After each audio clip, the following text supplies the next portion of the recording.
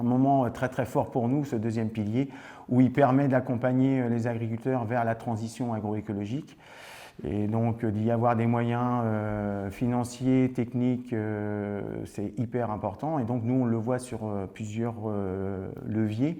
Donc le premier, c'est de soutenir les agriculteurs à ce changement de système, hein, notamment via les MAEC, les mesures agro-environnementales et climatiques, ce qui permet de répondre notamment à des objectifs, notamment avoir un cahier des charges, bien définir ce que c'est que les MAEC, la durée, notamment sur 5-7 ans, et puis les moyens financiers et qui permettent de définir exactement aussi les objectifs de cette MAEC.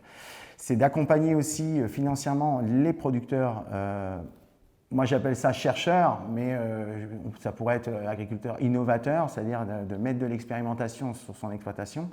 Ça a des coûts financiers hein, et on ne réussit pas toujours du premier coup. Et à partir de là, de rémunérer les producteurs, on trouve ça assez intéressant, et notamment via un collectif qui nous est très cher pour l'échange entre pairs. Les investissements, notamment pour accompagner ces changements de système, hein, notamment sur les outils de désherbage, hein, je vois ça principalement, mais sur même d'autres moyens.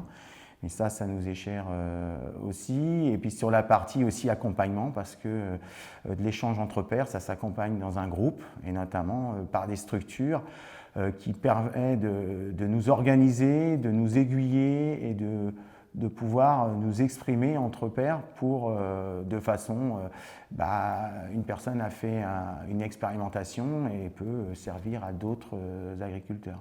Et donc ça nous paraît assez important. Et l'ensemble, on le voit sous forme de contrat. Et ce contrat, on le voit en tripartite, c'est-à-dire entre ce collectif d'agriculteurs avec les pouvoirs publics, mais aussi avec la structure qui nous accompagne de façon à bien fixer les objectifs, et la durée, et qu'il y ait un minimum d'engagement des producteurs avec des moyens financiers en face.